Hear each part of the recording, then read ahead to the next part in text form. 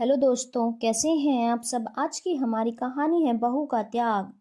रीना अपने कमरे में पलंग पर बैठकर दोनों हाथों से अपने पैर दबा रही थी। उसके दोनों पैरों में बहुत दर्द हो रहा था।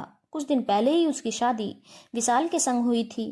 आज उसकी पहली रसोई थी, जिसके कारण वह सुबह से ही रसोई में खाना बनाने में लगी थी।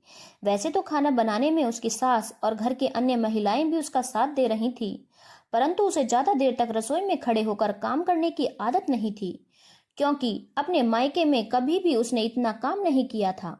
रसोई का सारा काम उसकी मम्मी ही करती थी। जब कभी वह रसोई में अपनी मम्मी का हाथ बटाने की कोशिश करती, तब उसकी मम्मी हंसकर कहती, कोई जरूरत नहीं है तुझे यह काम करने की, यहाँ तो आराम कर, ससुराल में जाकर तो तुझे काम करना ही पड़ेगा। यह सुनकर रीना हंस देती थी। आज जब उसे खड़े होकर रसोई में काम करना पड़ा तो उसके पैरों में दर्द हो गया था, क्योंकि उसके ससुराल में नियम था, जब घर की बहू पहली बार खाना बनाती थी तो सभी रिश्तेदारों को निमंत्रण दिया जाता था। सभी रिश्तेदार नई बहू को पहली बार खाना खिलाने की रस्म निभाने के बाद बहू को नेग में तोहफे वगैरह भी देते थे। सभी रस्मों को निभाकर रीना अपने कमरे में आई तो उसके पैरों में बहुत दर्द हो रहा था। घर में उसके लिए नया नया माहौल था, इसलिए शर्म के मारे वह किसी से कुछ कह नहीं सकी। चुपचाप पलंग पर बैठकर दोनों हाथों से अपने पैर दबाने लगी। थोड़ी देर बाद जब उसके पति विशाल कमरे में आए तो उसे अपने पैर दबाते हुए देखकर हंसते हुए बोले, तुम्हारे पैरों में दर्द हो रहा है तो मैं तुम्हारे पैर दबा दूं? यह सुनकर रीना शर्माते हुए बोली, नहीं जी, आप रहने दो। पति यदि पत्नी के पैर स्पर्श करे तो पाप लगता है। तब विशाल बोला, इसमें पाप कैसा?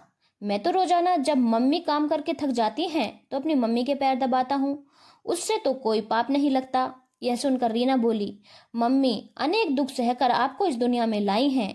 उन्होंने आपकी परवरिश करने के लिए अनेकों त्याग किए होंगे, इसलिए उन्हें पाप नहीं लगता, परंतु मैंने तो आपके लिए कुछ भी नहीं किया। यह सुनकर विशाल प्यार से बोला, तुमने भी तो मेरे लिए अनेक त्याग किए हैं। अपने माता पिता, भाई बहन, अपने सब सुख छोड़कर मेरे साथ चली आई।